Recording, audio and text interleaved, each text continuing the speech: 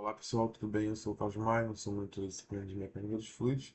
A gente vai estar resolvendo aqui o exercício 8.26 do livro do Fox, lembrando que eu estou utilizando a oitava edição do livro do Fox. Então tá, o enunciado diz que a cabeça de leitura barra gravação do disco de do computador flutua acima do disco giratório sobre uma delgada camada de ar. A espessura do ar é 0,25 micrômetros. A cabeça está a 25 milímetros da linha do centro do disco. O disco gira 8.500 RPM e a cabeça de leitura barra gravação é quadrada. Ele nos dá aqui o lado dela é de 5 milímetros e ele pede para a gente calcular o número de Reynolds na letra A, esse escoamento, na letra B, a tensão de desalhamento e C, a potência, para poder superar essa, a viscosidade, né, a tensão de desalhamento devido à viscosidade do fluido. Então aqui a gente tem o nosso esqueminha de como seria mais ou menos o problema. São duas placas e como a distância entre elas é muito pequena comparada às dimensões dela, a gente pode considerar elas constantes. E por isso a gente vai estar utilizando é, um perfil de velocidade que é deduzido para duas placas paralelas em que uma delas se move. Tudo bem? E aqui é um esqueminha de como seria a parte de cima do nosso problema. Então, sem mais delongas, vamos para a letra A e ele pede para calcular o número de Reynolds. Essa aqui é a fórmula do nosso número de Reynolds, que é a viscosidade vezes a velocidade vezes o comprimento específico do nosso problema, que no nosso caso vai ser o próprio Azinho, a distância entre essas placas. E a viscosidade, certo? A densidade a gente consegue através de tabela, está aqui em cima. A velocidade também. Perdão, a velocidade a gente não tem, a gente tem que calcular. O Azinho nós temos. E a viscosidade também a gente tem através de tabela, certo? Então, só nos falta calcular a velocidade. Então, a gente tem que lembrar que a gente está tratando de um problema que é um problema circular, certo? Movimento circular. Então, lá no movimento circular, a gente lembra que a velocidade linear é igual à velocidade angular vezes a distância, né? Do centro do nosso círculo até onde a gente está. Onde a gente está querendo medir essa velocidade, que no nosso caso é um desenho, certo? Só que a nossa velocidade angular ela está em RPM. A gente precisa passar então ela para SI, que nada mais é do que em radiano por segundo, certo? Passando isso aqui para radiano por segundo, é o equivalente a 890,12 radiano por segundo, certo? Então a gente pode substituir aqui rapidamente 890,12 multiplicar pela nossa distância, que é 25 milímetros, ou seja, 10 elevado a menos 3. O resultado disso aqui, então, fica sendo 22,25 metros por segundo. Então a gente pode substituir lá o nosso número de Reynolds, a densidade, que é 1,255 vezes a velocidade, vezes a nossa distância, que é 0,25 micro, ou seja, elevado a menos 6.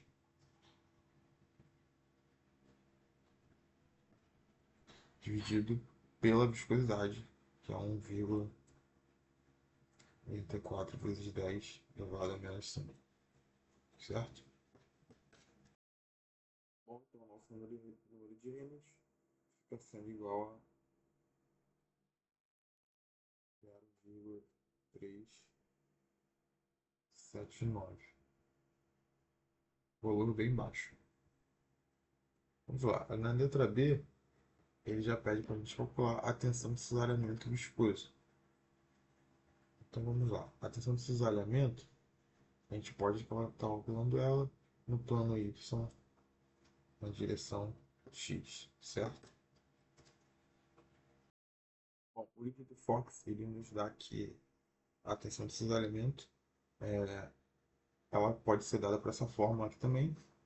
E isso é no capítulo 5, né, quando ele está desenvolvendo a equação de Navier-Stokes. Então a gente vai estar utilizando ela aqui também, que é algo tabelado, certo? Então vamos dar uma olhadinha aqui. O nosso nosso escoamento, se a gente for olhar, ele só tem componente na direção U, ou seja, o nosso, a variação, essa componente aqui, a gente pode dizer que ela é igual a zero, certo? Por quê? Porque V é igual a zero. Vzinho, ou seja, a componente, a velocidade na direção Y. A gente só tem componente da velocidade na direção X, ou seja, só tem Uzinho. Então, a nossa tensão de desacelramento, plano Y na direção X, plano I, derrante U, dy, certo? Então, a viscosidade nós temos. Só nos falta agora determinar a derivada. Bom, para estar determinando ela, a gente vai estar utilizando agora o nosso perfil de velocidade, certo? Lembrando, como eu disse, é o perfil para placas paralelas em que a superior está se mexendo.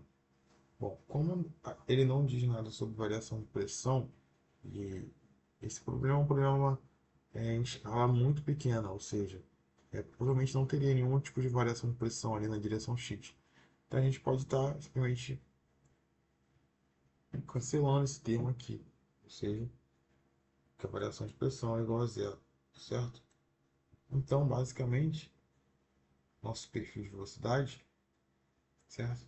Função de y, fica sendo basicamente usão, que é a velocidade máxima, y dividido por azinho.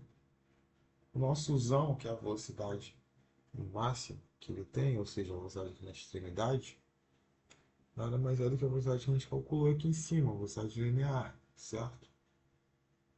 Então, o nosso usão fica sendo V dividido por A, Y. Então, o nosso d-ROM de Y, ou seja, a derivada da nossa velocidade em relação a Y, fica sendo nada mais do que V dividido por A, certo? Logo, a nossa tensão de cisalhamento no plano Y na direção X fica sendo V dividido por A, certo? Vezes, podemos esquecer, da viscosidade, correto?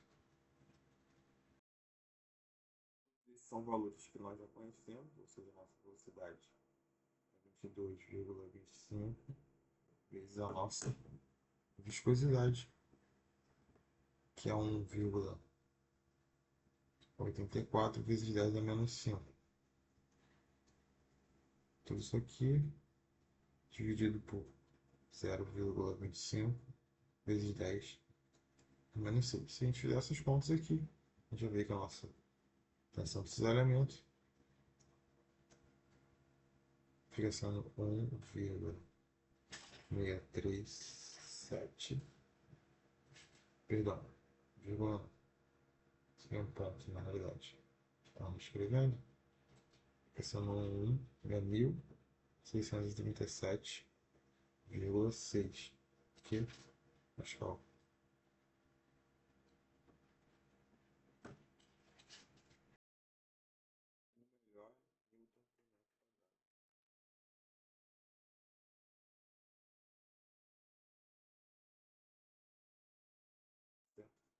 Então vamos para a nossa letra C.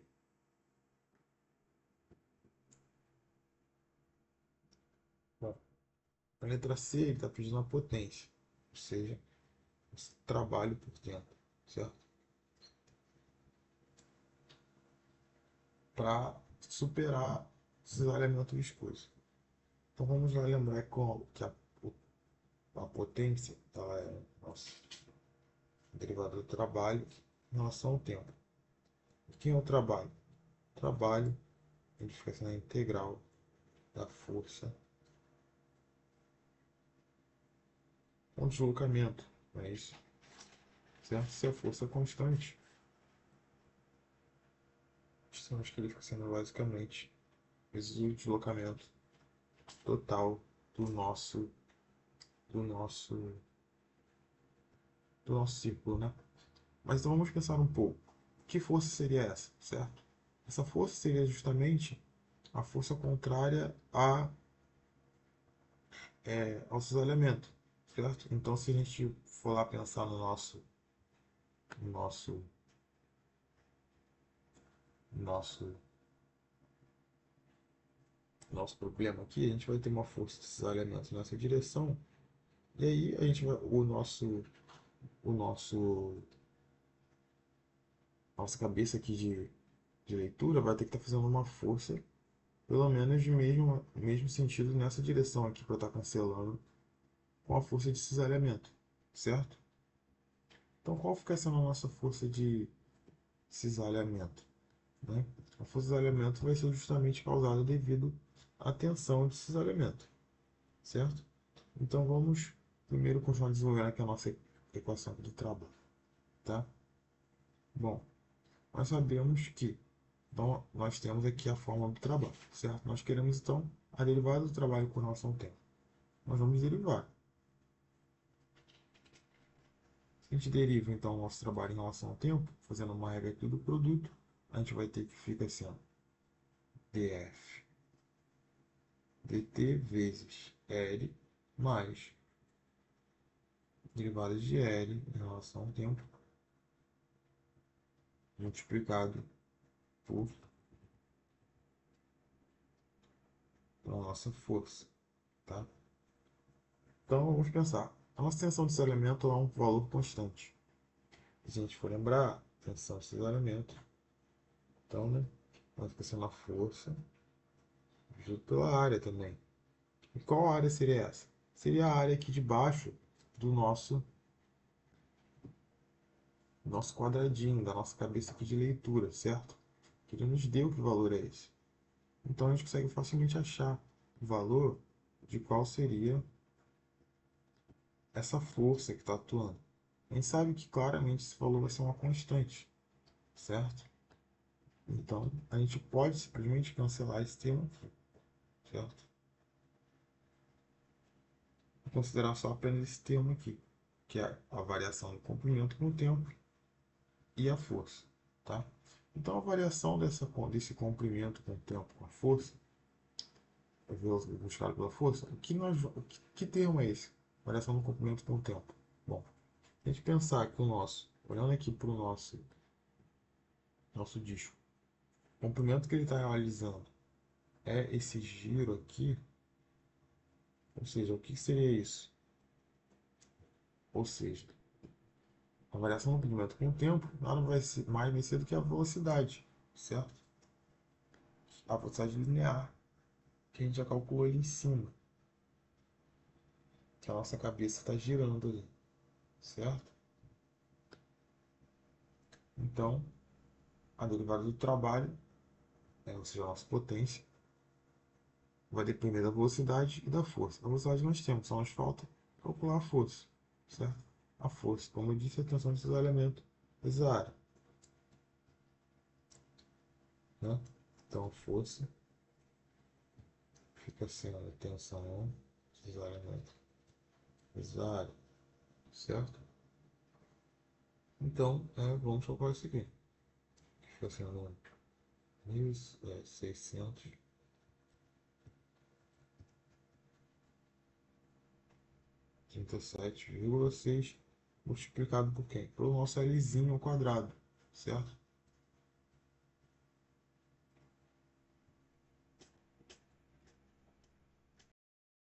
Então, se a gente calcula isso aqui, a gente vai ter que o nosso Lzinho ficar sendo 5 milímetros, né?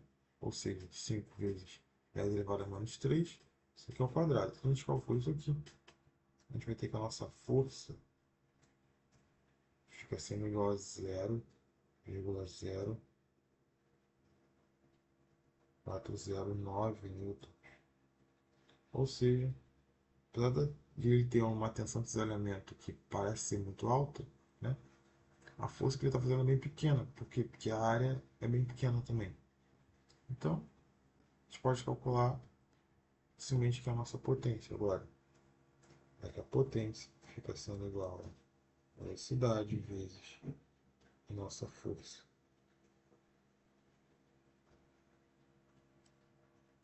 Então, a velocidade que nós calculamos foi, digamos, dar uma colinha aqui, 22,25. 22,25 vezes nossa força, que é 0,0 409 newton. Se a gente fizer essa conta, nosso resultado tem que ser que a nossa potência tem que ser de 0,91 joule por segundo, ou 0,91 watts. Tudo bem?